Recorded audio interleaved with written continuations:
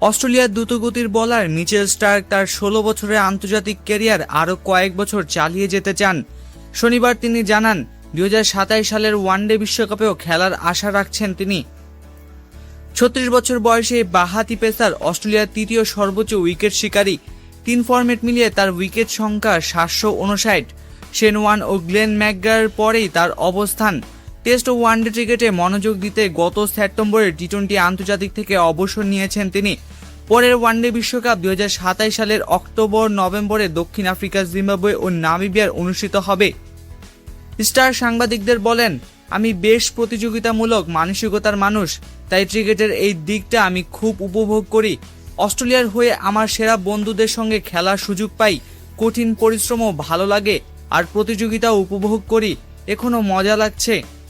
কোনোই ও কাঁধের চোট সামলে এগিয়ে যাচ্ছেন স্টার্ক, তবে তিনি জানান শরীর এখনও ভালোই আছে। তিনি বলেন, সব সময় কিছু না কিছু লেগেই থাকে, কোনোই আর কাঁধে একটু সমস্যা আছে, সেটা সামলানো হচ্ছে। তবে টি-২০তে শরীরের ওপর চাপ একটু কম থাকে। ১৬ বছর পরেও এখনও ঠিকঠাক আছি, আরও কয়েক বছর থাকতে পারবো বলে আশা করি। ২০১০ সালে অস্ট্রেলিয়ার হয়ে অভিষেক হওয়া স্টার্ক এখন আইপিএলে দিল্লি ক্যাপিটালসের হয়ে খেলছেন। দলটি বর্তমানে ১০ দলের মধ্যে ৮ম স্থানে আছে।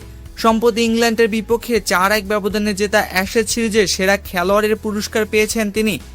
২০২৭ বিশ্বকাপ প্রসঙ্গে স্টার্ক বলেন, এখনও অনেক সময় বাকি, তবে আশা করি সেখানে থাকব। বিশ্বকাপ সব ক্রিকেটারদের লক্ষ্যে থাকে। টি-২০ আন্তর্জাতিক থেকে সরে এসেছি, কিন্তু ক্রিকেট এখনও উপভোগ করছি। আমি সময়সীমা বেঁধে দিচ্ছি না, শুধু দেখি শরীর কতটুকু সঙ্গ দেয় আর ক্রিকেট কোথায় নিয়ে যায়।